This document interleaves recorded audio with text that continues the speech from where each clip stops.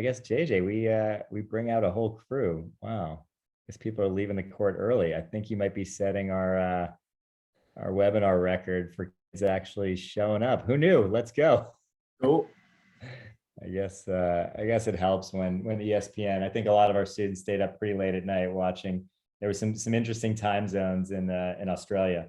I guess before, wow, people are still like rolling in. So give us a little recap. I mean, you've done really well. So was that? I mean, just kind of describe what that vibe was. You obviously had a good, big win US Open, coming off a good year, but starting out the season down there must have been pretty wild. Yeah, it's always a good way to start the year. I didn't have many goals or expectations going into the week, but yeah, just kind of tried to stick with a long-term vision, and it ended up working out pretty well. Made my second week of a slam. It was a really cool experience. Wish I could have played a little better in the last match, but I'll probably be better for it. Love that. I mean, on the sly, any difference? Like, does the food somehow get better in the second week? Does, like, all of a sudden when you make the second week, is it like a whole new world? It just kind of goes from, you feel like you see hundreds of players every day, and then that second week starts and you might not see one other guy in the locker room for a couple hours. It's kind of crazy how few players there are there. Wow, that must be surreal. I mean, and obviously junior, going from junior tennis, even the college vibe straight through, and we're going to get to that. But I guess I should make an introduction now. People are still coming in. The participants are trickling on, but super exciting today to have JJ Wolf. I think most American juniors playing now are pretty excited. JJ kind of burst on the scene with an incredible attitude. I actually met JJ after losing to another ICL champion and good friend Vasek Pospisil, and I was so kind of taken by the first time I saw you play in person that I remember chatting with you after and was just so excited to see your joy, your aggressiveness, just the way you kind of fought in every point. And I just I remember telling my wife, like,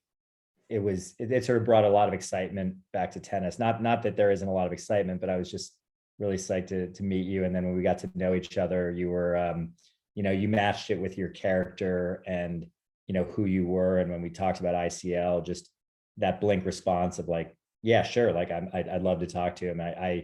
It goes such a long way. And I'm so appreciative of that type of attitude of, there's a humbleness, but staying hungry. It's been exciting. So I'm really glad to see your success, and this is just the beginning. So welcome to and thank you for doing the webinar. Of course, happy to be here. Thanks for having me on.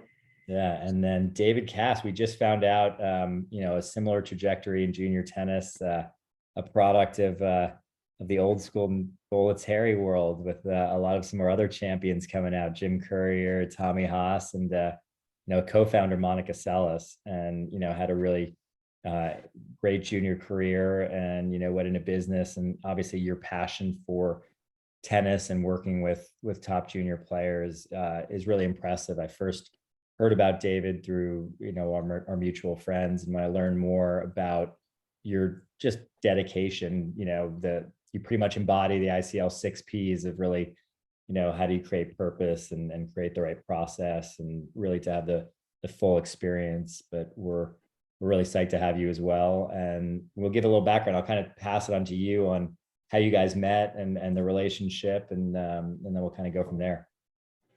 Sure. Well, thanks, Kirk. Thanks for having me. Hello, everybody. And yeah, JJ and I met in 2015. He moved to Columbus shortly thereafter with his mom to train here. And we've had a long-term partnership, and it's been a long journey so far, but it's exciting to see what JJ's done here in the last couple of years. And, it's just, see where it keeps going, but happy to be here and look forward to talking to everybody. Awesome. So let's go back to the beginning. I was kind of blown away with your background. I mean, your family background is sort of its own. You could probably write the the Wolf family tree of athletics are sort of combined into one, correct? You want to give a little background on you and your family, and how you got into tennis, which was not the number one sport, let's say, for your family. Yeah, coming from a big family in Cincinnati, everyone kind of picked their own sports. We had tennis actually started out with my grandpa. Two of my dad, maybe one of his other brothers, got like ear infections, so they couldn't swim in the pool. So we just kind of sent him out, maybe play some tennis then, since you can't swim around. And then a couple of them ended up being pretty good, and they played a little bit in college and then on tour after. Didn't play a whole lot growing up. It was more of a summer sport for them, mostly basketball and baseball in the other seasons. But I'm a big advocate for playing a lot of different sports. I think myself growing up, I tried to play it all, and I definitely think it helped mesh me into a good tennis player, just from an athletic standpoint, and kind of broadening my horizons and seeing what I can take from other sports and bring them into the competitiveness of tennis. So both my mom actually played as well in college, and my sister at Ohio State. So I felt very lucky to have people so close to me that possessed a lot of knowledge about tennis. And then also David, I like to joke around and say he's kind of like my second dad. Spending so much time with him, he's helped me a lot. So getting a couple different standpoints on game and what you kind of want to do in tennis was really special to me. That's awesome. I mean, you've had a background that family played professional sports. What was the figure that you told me that was kind of nuts? Like, out of 20 plus cousins, Yeah, I think maybe it was 18 or 19 out of however many. Pretty much all but one played D1 college sports.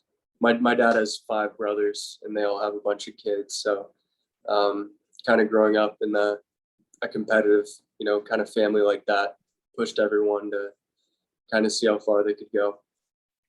And when we talked, you kind of were a bit of a late bloomer into tennis, right? So how did maybe talk about that process? Obviously, we're interested in our passion, but I love to learn kind of at what age and how you saw your passion turn into like your purpose. Like, okay, this is my thing.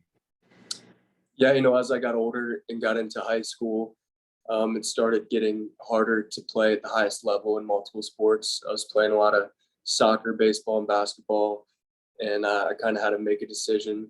When I was 14 or 15, my dad had some health complications, and it really made me kind of think about what I wanted to do. And that's when David and I met each other. And I think just talking to David and talking to some of my other family members, I kind of decided to take just a tennis route and try to get more serious and try to figure out, what I can do. My goal is always to play college tennis. I think there are very few people on the planet Earth that can go straight to pros these days.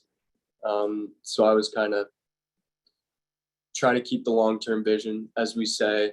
And I was having a lot of problems. I was losing in junior tournaments, and I thought when I quit other sports, I was just going to start beating everybody without changing anything, just because I was playing more tennis. And David kind of helped me realize that it might not be the worst thing losing some of these matches, because if I'm winning matches and playing the wrong way, it's not going to really help me in the long run. So we started trying to focus on turning my game into a pro game and developing it as best we could. And that's what I'm still doing today. I don't think this will be my best year of tennis. I really hope not. So, I'm not too worried about wins and losses right now, and more so seeing if I can get as close to reaching my ceiling as possible. I mean, very, very well said. I guess we have an opportunity to have both sides of it here. So David, what did you see in JJ? Obviously, hearing that you were kind of came in at a very pivotal time for him.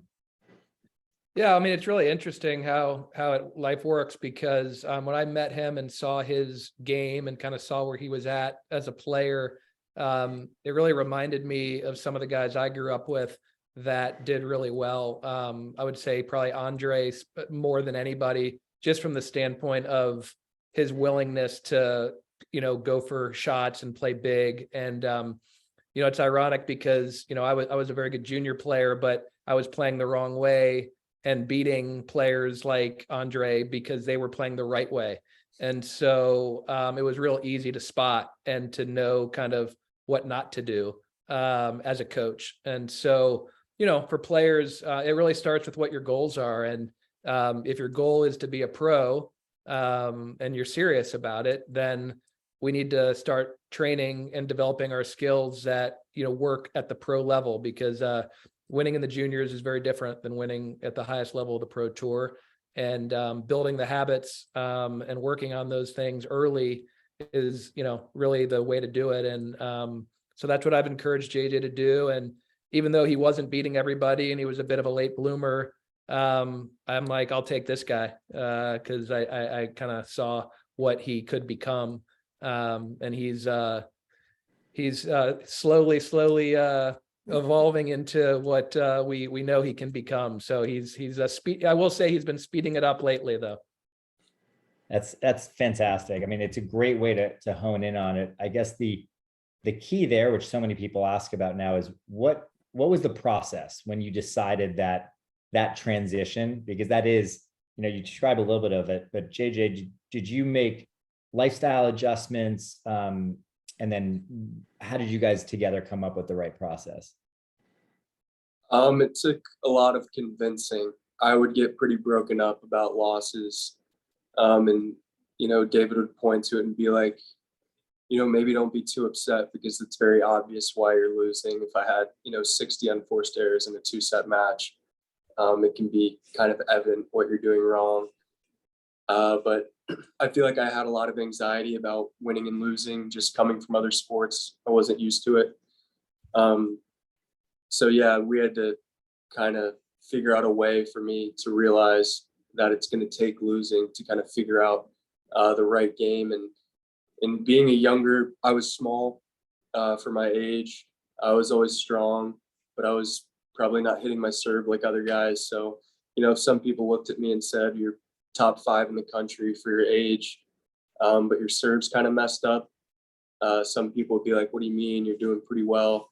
And David came to me and said, it's, fine for maybe a 16-year-old, but if you want to, have long-term goals and kind of figure out how good you can get, we need to start from scratch on it. So we took, how long do you think that took, David? 2 or 3 years to even kind of get decently comfortable with a whole new serve swing.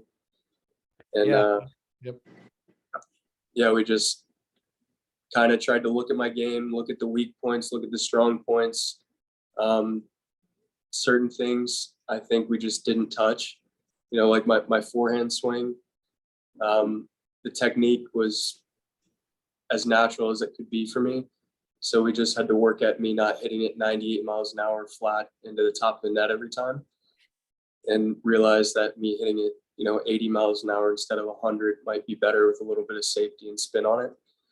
But yeah, I had a lot of kind of anxiety problems with thinking I had to hit winners. And if someone hit a winner on me, it was the end of the world. And we kind of shifted it to if they're going for winners against me with how I play from the baseline, it's probably a good thing.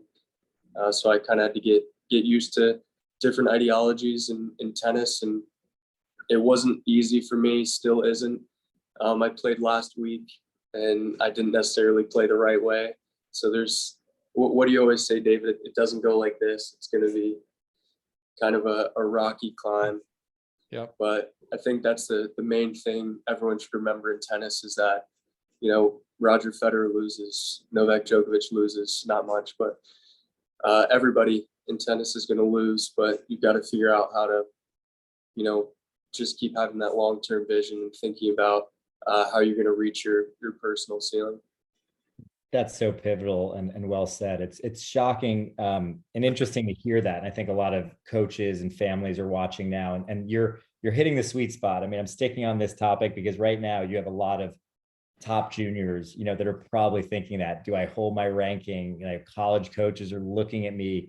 I can't tweak too much, but what David and JJ are really talking about is that mindset that to get to the next level, it's not about your ranking or winning where you are, but I mean, the thought of your serve, because when I saw you, the first thing I saw was this incredibly explosive motion. I mean, I think that's so exciting to watch you kind of leap up, and you kind of wish, I mean, it's ironic, right? Some of the 6'4" players kind of just bend and go for it, but you take off. So David, you really worked on that service motion, and everyone knows, I mean, redoing a service motion is one of the toughest things there is. Yeah, well, I want to make sure I give credit where credit's due. So part of being a good coach is knowing what you're really good at and knowing where you need help. And so I've been pretty good, I think, at bringing in different people to take different looks at things in JJ's game over the years as well. And we had someone help us redo that serve that I would give the majority of the credit to. But I was kind of left to deal with it for the next couple of years. So well, he was serving 30%, but he was hitting it hard. But no, I mean, we stuck with it, and it did take a long time before it got pretty consistent. But he does hit it. He does hit it big, and he's got a nice variety of spins and hard to read, and so all kind of things. So it's really interesting to hear, and now that we've had a bunch of these webinars with different players, what always I find interesting is that moment, like, when did you figure out I can play against these guys, like that level? Because every player dreams of Wimbledon and they do it, but when, is there a certain tournament or match or moments that it kind of came together and you're like, okay, I can take it to the next level?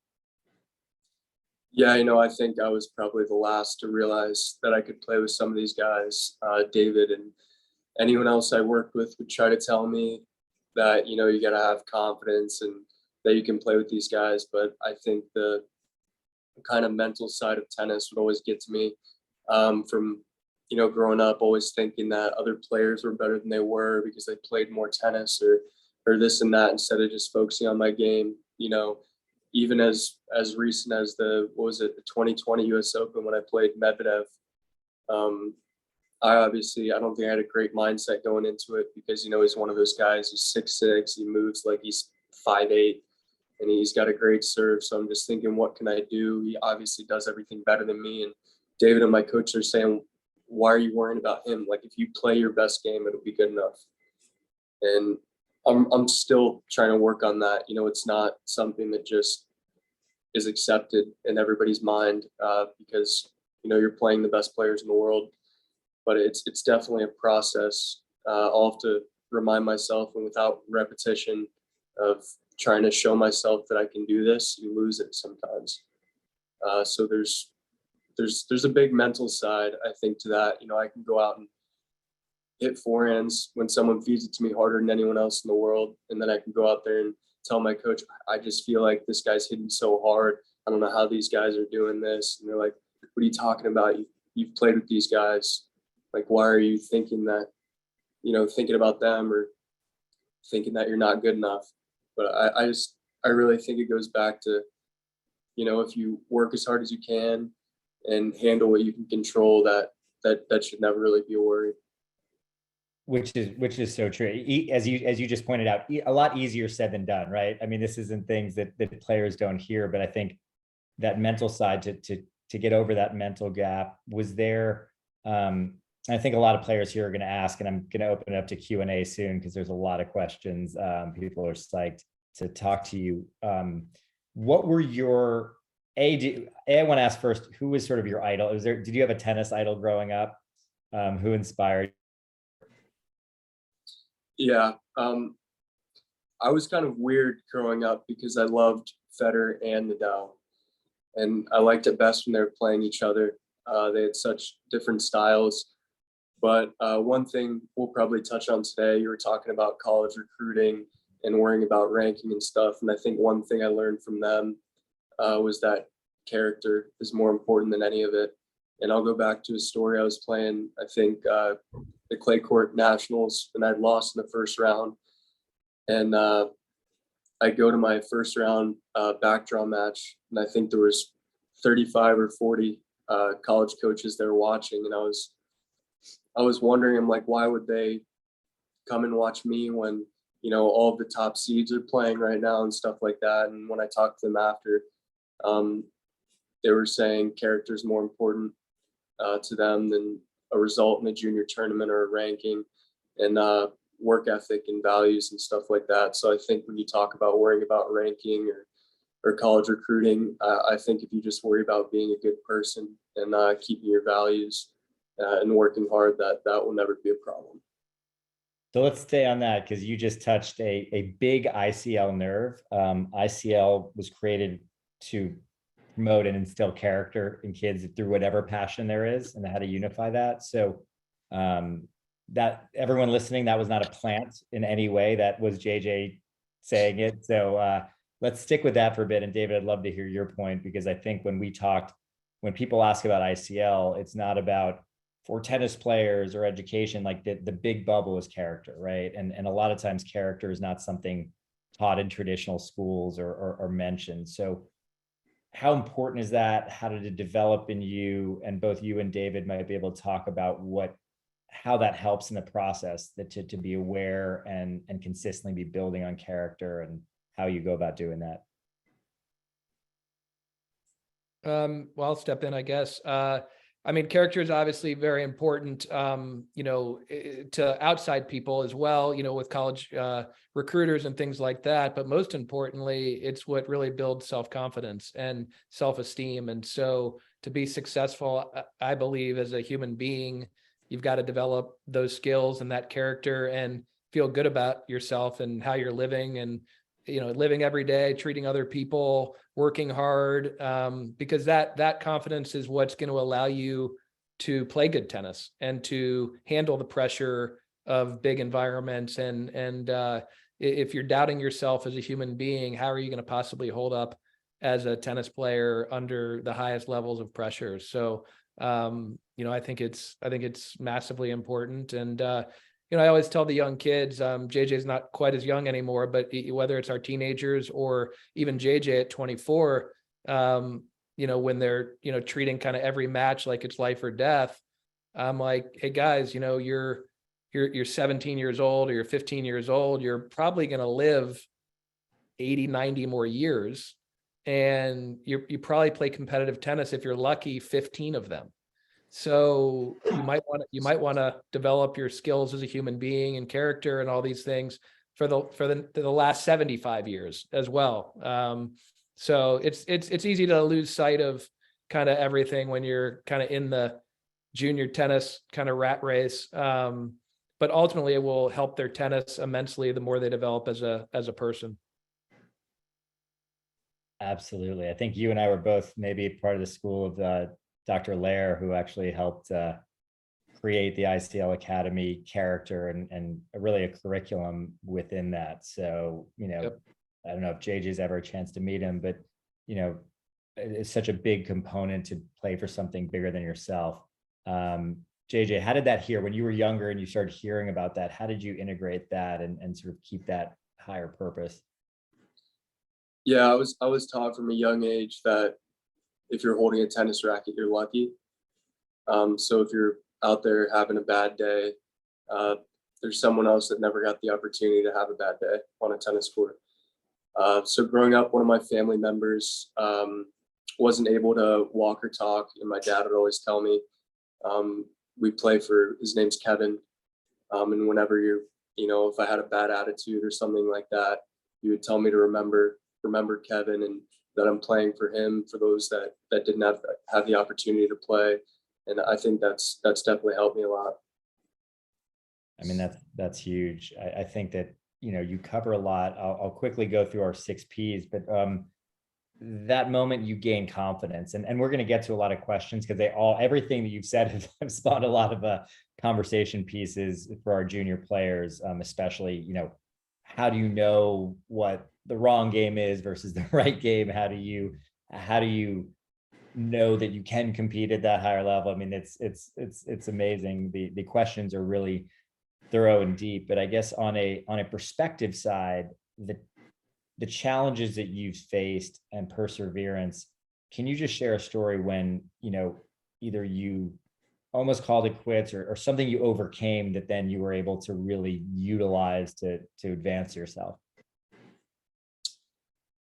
Yeah, I feel like in a tennis career, there can be multiple instances like that.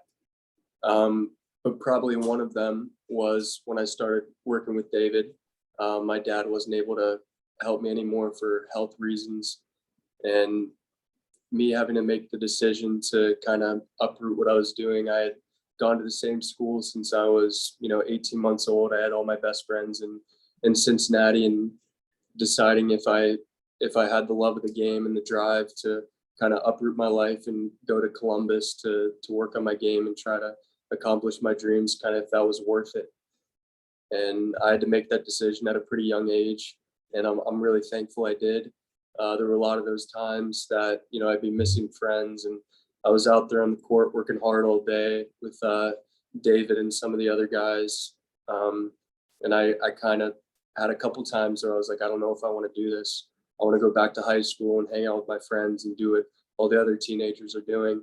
But looking back now, I'm really happy I understood how special it was that I got that opportunity to work with someone like David and the team that we had.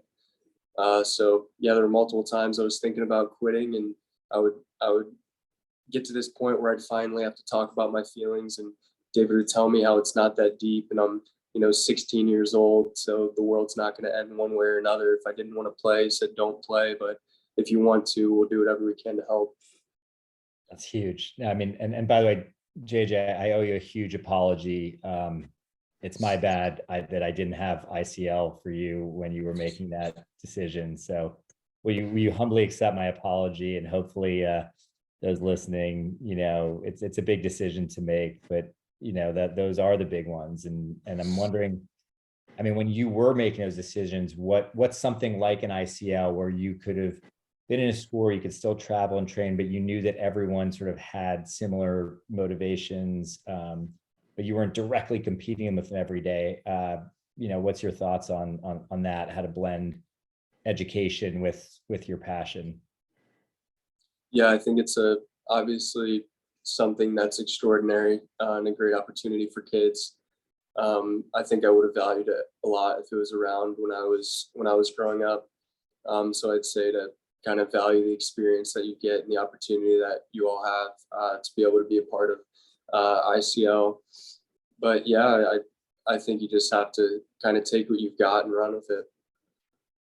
That's huge. I want to now bring up a couple students. We're definitely not going to have time. These questions are great. So Claudia, if you could help up, I think we're going to go. I think McKeel has a first question. We have names I see in some of my classes here. We got McKeel, Casey, and Will Manning. All right, let's see who's coming up. All right, McKeel, are you around? Oh no, we got Fatima here. All right, do you want to ask your question? Sorry, Fatima. Welcome, JJ. I'm sure you're not here to ask about your work in class, so we'll get right to your question. No, okay. So I have two questions. The first one is, what does your daily schedule look like as a professional? Day to day, it's always different. So when I'm back home training, especially during the season, I'm not on court a whole lot. I like to keep it to an hour and a half to 2 hours and really take care of my body. So I'll get to my hits an hour and a half early to roll out and stretch and get any body work that I need done and properly warm up and make sure I'm sweating before I go on the court.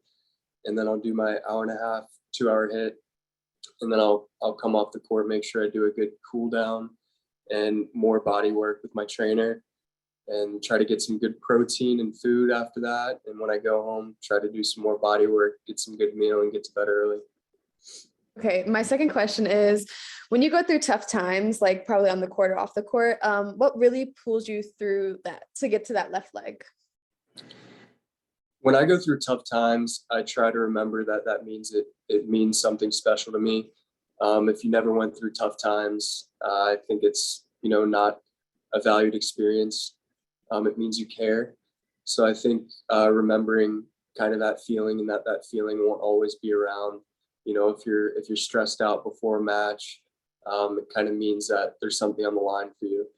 Or if you're stressed out during a match, you feel like it's not going your way.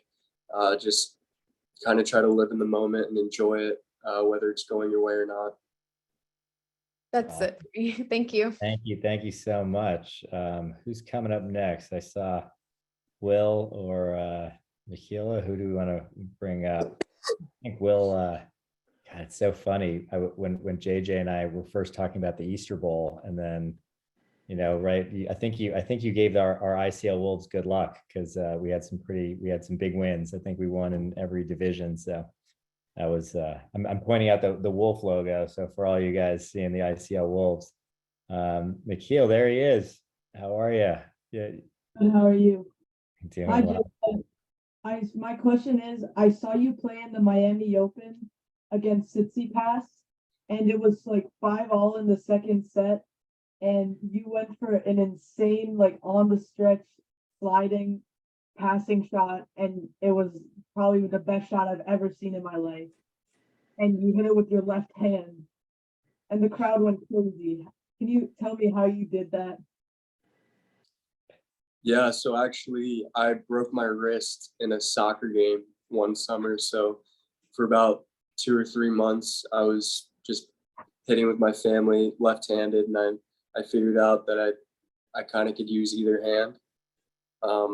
So yeah, I didn't really think about hitting that shot or not. It just kind of happened. I didn't think I'd get to the ball if I didn't hit it. David might not have been too happy that I didn't try to hit a conventional shot, but I wouldn't recommend it to be a staple part of anyone's game, but I think it's also important to keep it fun when you're playing and maybe do some stuff like that. But the feeling after I hit that shot was pretty exciting. Hearing the whole Dolphin Stadium light up after I hit that shot was pretty exciting. The next point, I actually hit another forehand down the line that the crowd got so loud for, I didn't realize that it was about 1.5 feet out. So the automated out call was muffled by the crowd, and I celebrated, which probably wasn't great, but I was confused after he held that game, and I thought it was break point. Ooh, all right. That's a great call. Any other questions? By the way, David's probably nodding because he remembers watching Monica Seles on the stretch hitting when she'd switch hands. It was pretty cool to see. Yep. No doubt. All right. Thanks so much. Mikhail, keep it up, buddy. So who do we have next? Who's coming up? Will? We have our North Carolina crew. Is he going to go to battle with the Ohio boys here? We'll see who's coming up. But I was going to ask also before some other questions go in. There's Will. Hey JJ. Hey, what's up? So I'm going to college in like 1.5 years, and what was the biggest thing you took away from that helped you get to the level you're at today? Yeah, I really valued the college experience. I think trying to support your teammates and listen to your coaches was really big for me, but also time management.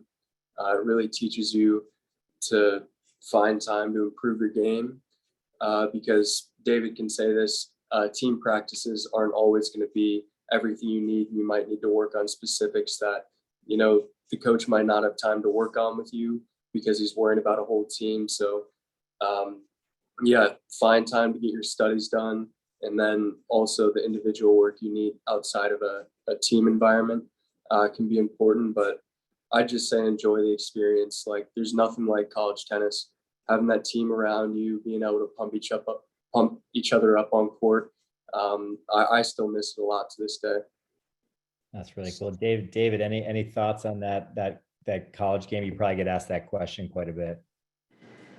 Well, I mean, I love college tennis. And I think it's a great experience for the players, and probably the most fun level by far for them. I mean, junior tennis is, so stressful, and pro tennis is pretty stressful too, and it's your main job and source of income. So college is where you're having the best time of your life, and you've got teammates and coaches allowed to talk to you throughout the entire match. And it's just a totally different feeling and vibe. And I recommend it for anybody for at least some period of time. Obviously there's very few exceptions, as JJ said, for somebody to be ready to turn pro straight out of high school. So I think unless you're very, very, very unique, you should be thinking about going to college, regardless of where you're from. Yeah, David, you came from almost the glory days, or you had a class, but you had like David Wheaton went to Stanford, and everyone should know, David was part of probably the greatest era of American tennis that's ever existed, and you were right in that pack. When you can casually drop that you beat Andre Agassi, not many people can just sort of drop that as they're chatting. So, but it's changed a lot, right? A lot of those guys that you didn't play, or your ilk. Oh, didn't play college, you mean? Yeah. Back in those days, it was a little different for sure. Yeah, but it's wild. I totally agree with JJ and Will. I think you had another question, but we get that a lot about college and the experience. Yeah, I have one more. So lately I've been feeling like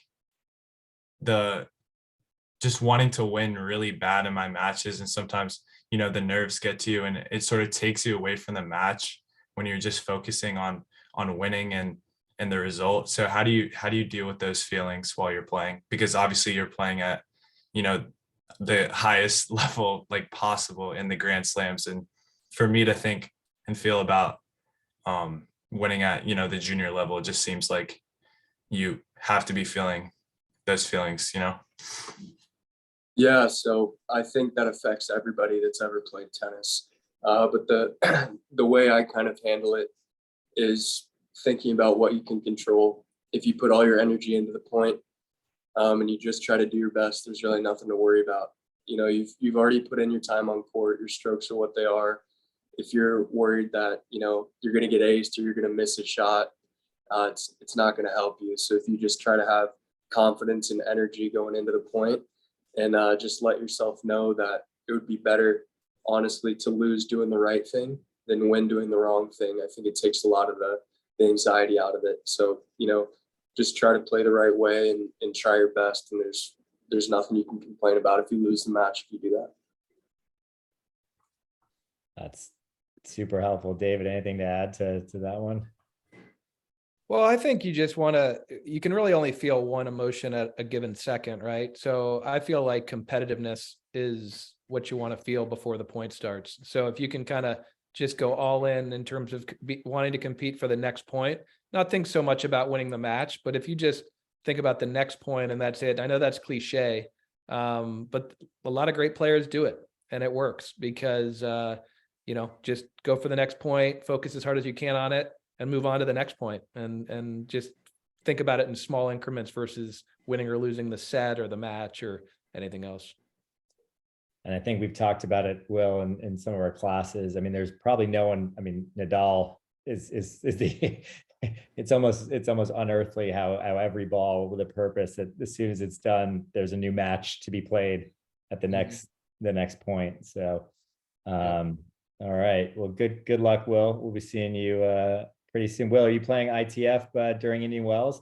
Because JJ, you might be getting a lot of people at Indian Wells coming up to you, because there's actually an ITF that a lot of our students are playing during Indian Wells. Oh, that's awesome. I'll try to get out and watch some matches. Pretty cool. All right, Will, good luck. I think we're going to bring up. Thanks, JJ. Thanks, David. Thanks. All right. Good luck, Will. Nolan, I think we're going to bring up Nolan, but before we get him up there, if we have a second, there's so many questions. This is a good one. David, how did you convince JJ or any other juniors to change their game and to take the losses, but keep it in perspective? That's gotta be a challenge as a coach. Yeah, we have a hypnotist who hypnotizes them, and then we feed him information once he's kind of under. No, it's really hard. And, again, I just think it comes down to, do you really want to be a pro, and a successful pro. And if you do, the evidence is pretty clear, kind of like, what matters and what doesn't. And so you just show them information, you show them other players, and you say, this is how you're going to need to play. And if you're not good enough at it yet to play that, if you're not good enough playing that way, well, just keep playing that way until you get better at it, because there's really no other option. So true. And it's easier said than done, right? I mean, you're on the other side of it. Like, it probably was tough to be, when you fiddle with your game and take that. But I'm going to keep going through a couple of questions here if no one wants to come up or get shy, but we have a lot of questions here. So we'll do it like speed dating a bit. Here's from does Georgie want to come up? Georgie, you can ask your question if you want. I'll ask Casey's other one. What was the biggest adjustment you saw between college and the pros? And that's kind of what Will was alluding to as well. I think, in college, obviously players are very good, but it's just a different level when you can be one day playing an 18-year-old phenom from Spain, and the next day you're playing, 39-year-old John Isner, who has more experience than you can ever hope to have. So there's just different challenges, and having to play in different countries, maybe back-to-back days. It's a grind. So college, you've got all your teammates there. You've got a great support system. You don't have to worry about, cost of travel or anything like that. So college is really just a time to try to get better before all of the extras start working in on you. But yeah, the level is it's higher in the pros. But I think we've seen with how many college players are in the top 100 now, that college is also raising its level right now. But yeah, the biggest change I'd say is, in college I had quite a few 6'1", 6'1s or 6'0", 6'2s. In the pros, you don't get that. A good solid set 6'3" or 6'4. Like that's kind of a beat down in the pros. And that's interesting, David, when you were around and you've heard like Johnny Mack or some of the old guys talk about the slams. Oh, we could sort of coast. We would look at like our fourth round, that those days are gone, huh? Absolutely. Yeah. The depth is incredible. It's, I think it's the hardest thing in sports to kind of be a top 50, top 100 player in especially men's pro tennis. Just absolutely. Georgie, I think you're not too far away from I recall, I think Georgie's in Michigan, not too far from Ohio. Do you have a question for, hopefully it's not, we're a family show. Hopefully we're not muted. You're not going to talk Ohio. No. We got an Ohio All right. Stater here, so. Yeah, I'm in Adrian, Michigan. It's like close to the border of Ohio. So my question is, how do I know if I'm gonna become a pro? I've been playing for 3 years, and I've caught up to many people. I'm a UTR 8, and I've caught up. But how do I know if I'm gonna become a pro, or how do I know if I'm gonna make it? JJ, where's your crystal ball? Can you shake your magic 8 ball for us? Yeah, I'd love to be able to give you a yes or no answer on that, but David can probably talk on this more. But I would say the funny joke David always tells me is there's one way to go pro in tennis, and that's to stand on a table and say I'm a professional tennis player. So anyone can go try to play pro tennis, and you can see how you stack up. But really the only way to kind of do your best with that is just work as hard as you can, try to do the right things and see how it goes. David, I don't know, do you have any more insightful things to say on that? Well, I mean, I think you just got to kind of measure your progress and results along the way. And I think it's great for everybody to have aspirations to be a pro or to make money playing pro tennis, but you got to realize so few people do. And you got to kind of check in every year or two and see if you're, working, if you're making progress that would indicate that's realistic for you. And, obviously without seeing you play and without knowing your results or your age, even, it would be hard to give you any advice on whether you're on track for that or not. But I think you and your parents and coaches certainly have a good look at kind of measuring you up to what it takes, and hopefully giving you good advice, and pursuing it if it's a good option. And at ICL, we always talk about the fact that, no one trains to make their high school basketball or tennis. You don't train to be like, I want to play on my tennis team.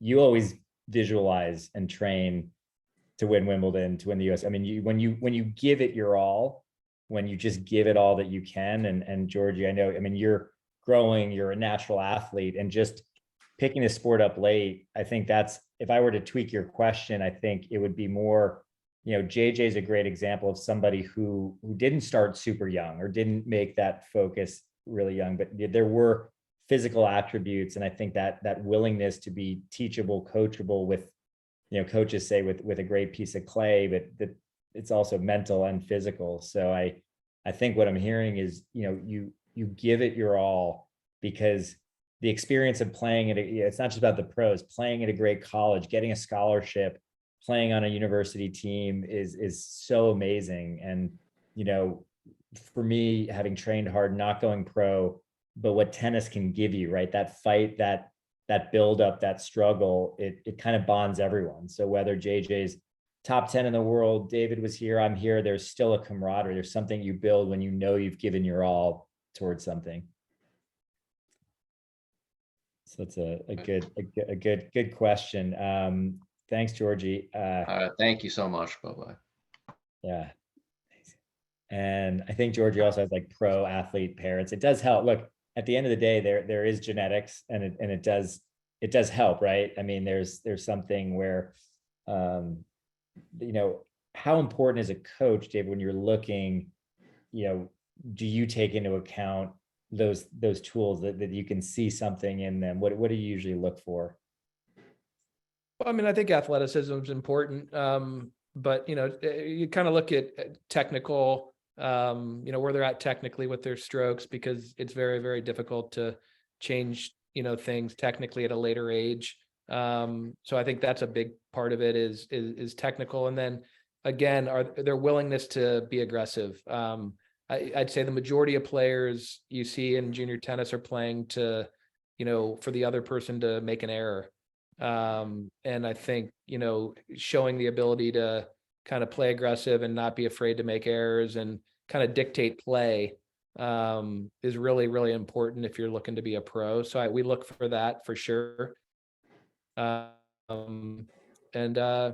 Just again, little nuances, of course, movement and we're focused pretty heavily on serve and return where we train. So it's not as much looking at what kind of how they serve and return or how they hit the ball, but just kind of how it projects out, right? So you just see the way they're hitting technically, you see their mindset tactically. Can you envision that becoming a forehand that could be successful on the pro tour? Can you envision that being a serve that can be, and so that's kind of what we look for when we look at junior players. David, where were you when I was growing up? I think you and I fell prey to the same thing, not which is great to be able to pass it on. Before we get to Joa, there's some great questions coming up that I wanted to ask. There was your resistance training routine and your diet. Have you made a lot of changes? Have there been things on the pro tour that have changed a lot since college, sort of on the outskirts? Besides Grader, don't say drop Grader's ice cream, please. Yeah, no, I'll still sneak Grader's ice cream in every once in a while. But yeah, honestly, for me, my diet wasn't great in college. Nobody's is. Yeah, so I had to look at that when I decided to go pro. But I think we tried a lot of different things. At one point, I was doing a kind of a food service where my meals were set. At another point, I was with my trainer back home, meal prepping. You just kind of got to see what works best for you. On the road as a pro, it's hard. Some guys like to grocery shop. Some guys eat at the site. Some guys order in or go out. But for me, it's kind of a mix. My girlfriend's actually a nutritionist, so she's been helping me recently. But yeah, I still definitely can get better with my nutrition, for sure. That's a great soundbite. You go get a girlfriend nutritionist. It may help your diet. That's a solid one. But Benji also had a good follow-up question, which was right now. I mean, you're kind of newish on the scene, but who's your favorite player to play, and who do you want to play that you've never played against? I'd love to play against Djokovic. I've hit with Rafa. I'd love to play against him also. I'm pretty sad I missed out on Federer, but I think everybody wants to play one of those guys. My favorite player to play, I don't know, David, do you think that would be someone that I've beaten a bunch, or? I'm not going to answer that. You got to answer it. Oh, my favorite player to play would probably be a Hungarian player by the name of Balázs Novak, who was Yes. my traveling coach for a while, and he put some beat downs on me when I was growing up. So he still owes me a match here. So I'm gonna try to get that going soon. Yeah, that serve return, when you talk about returns, just like Novak pops.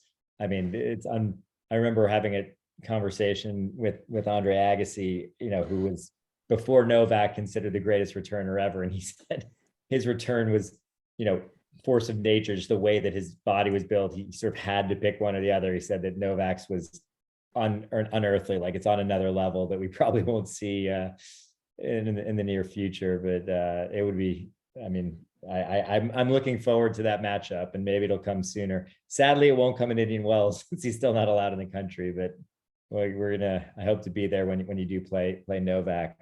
Joa, you wanna come up and put your video and ask a question? Oh yeah, hi. So what does like a week to like a month of training look like for you? Like what are your rest days? Like how long would they last, and like how long would you normally practice for? I have a couple different theories on that. Depending on how I'm feeling on court. When I was coming back from some surgeries, we tried, David, what was it? Monday through Wednesday, take Thursday off, hit Friday, Saturday, take Sunday off, to kind of really let your body recover so you can play at your peak. There's not a lot of tournaments, at least in the pros, where you're going to play 5 days in a row. So I kind of like that. But some days, one day might not be enough recovery. So I'll do like a Monday, Friday, Saturday, Sunday off.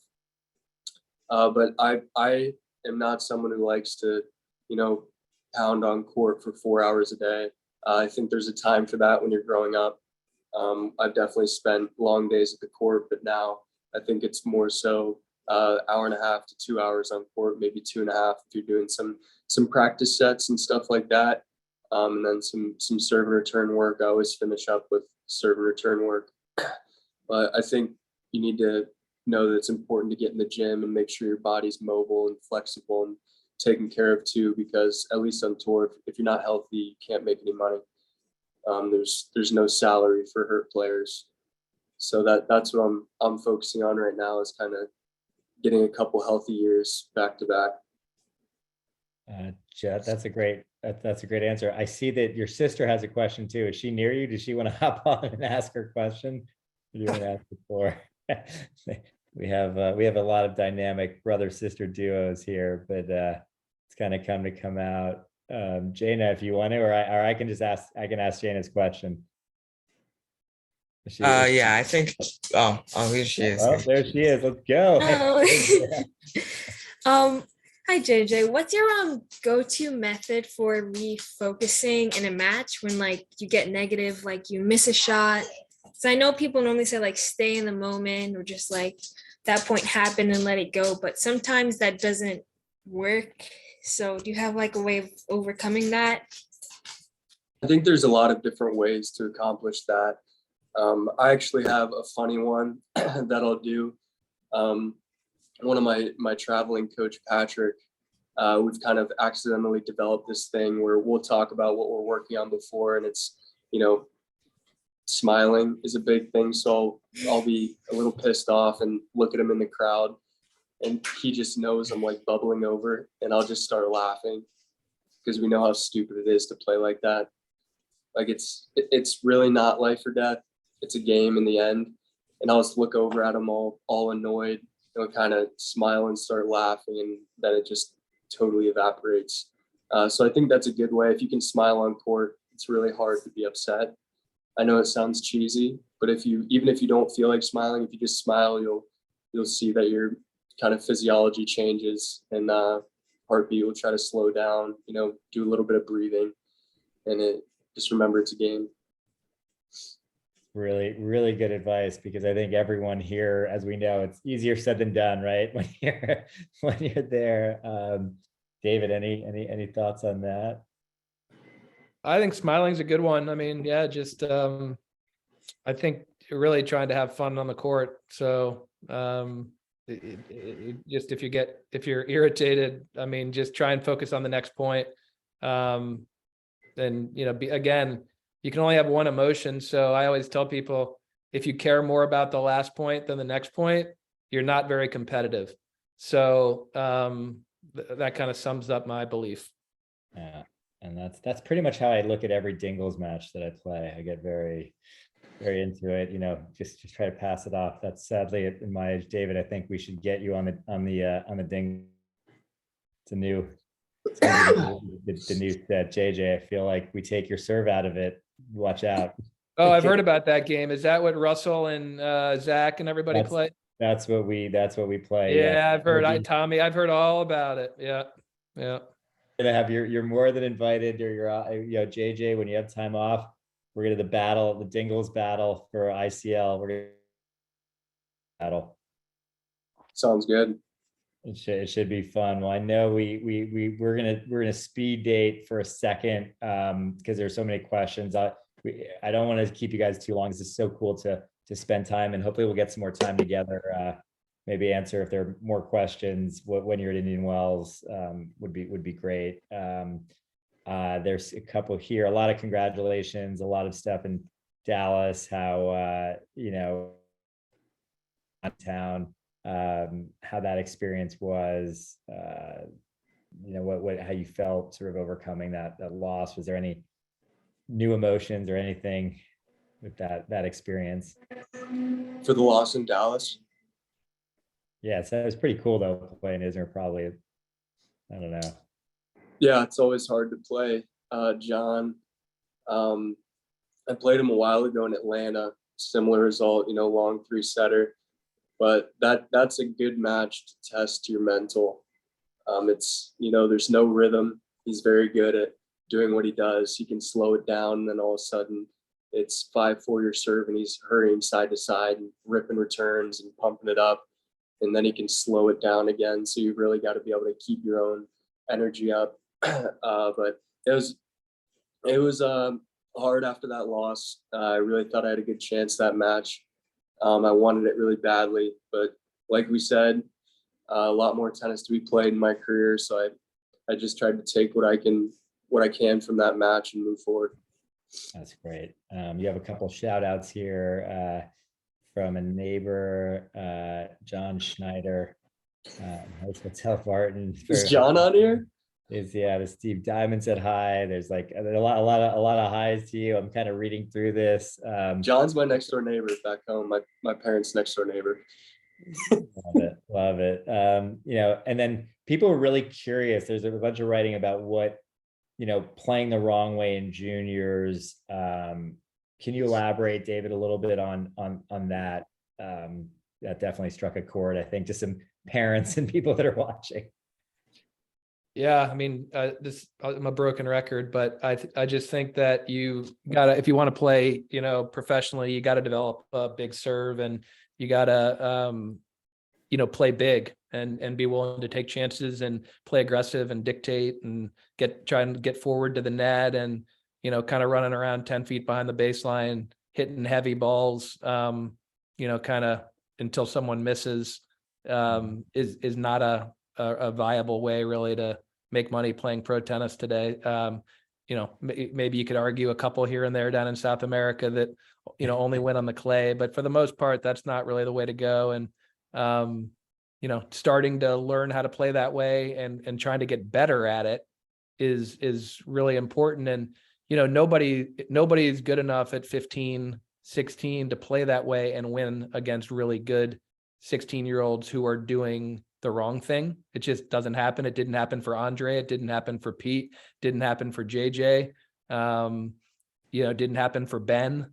You know, so it's been proven forever that doesn't work for winning in the juniors. But as you can see with all those people, it worked really well as they continued to get better at executing that type of game style. And by 20 years old, 22 years old, 24 years old, you know, they're some of the best in the world. So really hard to commit to doing. And, but it's the way to go if you want to do what JJ's doing. I like it. All right. Inspiration. You are the definition of pump up, JJ. Like, people get fired up to watch your matches. You pump yourself up.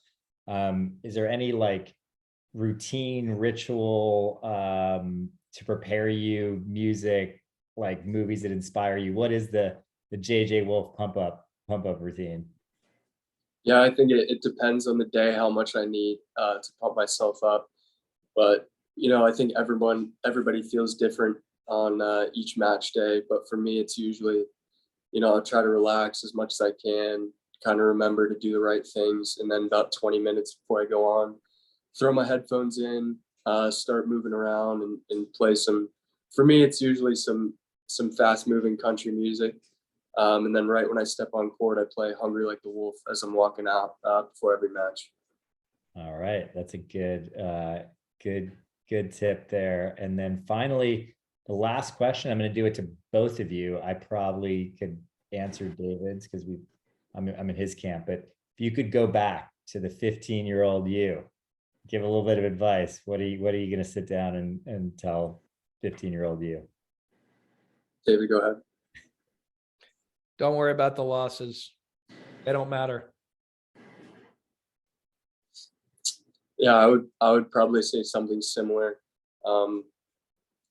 Yeah, just don't take everything so seriously. Like I said, it's not life or death. Just keep listening to your coaches and working hard, and stuff usually plays itself out. And I'm still trying to listen to that advice today. You know, last year I lost in the Delray Open first round of qualifying. And my coaches told me, like, in a year from now, you won't care about this loss. You won't even think about it. And then I went on to have a pretty good rest of my year. This year, I was maybe even more kind of down after losing second round of the main draw to a guy I'd just beaten a couple weeks earlier. And they said the same thing. They're like, it's always good when you lose in Delray. That's when you switch it around. And just realizing no matter how good you get, that you want more.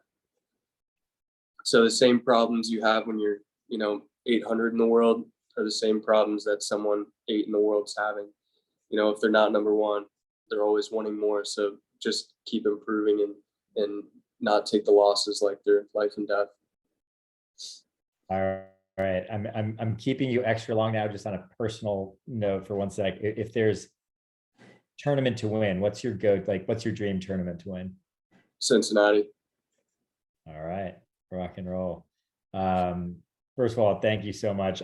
We can definitely keep going. I want to leave you wanting more and enjoying it, because there's so many questions. You definitely, you know, we're overwhelming favorite. You have a lot of fans. It must be kind of cool. Like, you know, when I met you, when you played Vasek in the qualifying and sort of called it saying there's something special here, it's probably fun to see the rise. I mean, and you're not there yet, but you are, and it's kind of cool that you're inspiring a lot of kids right now with your character and your attitude and the way you play. So we're really psyched to have you.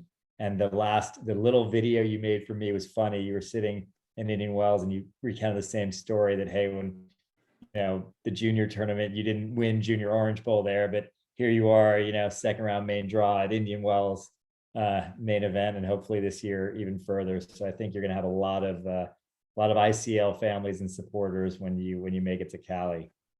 David, thank you for being a supporter of the program from the beginning, with, you know, a lot of your students enrolled, and, you know, we hope to build a stronger, lasting relationship with both of you. But I really appreciate the time, and you guys are both great examples, not just of the game of tennis, but of character and what we're trying to embody at ICL.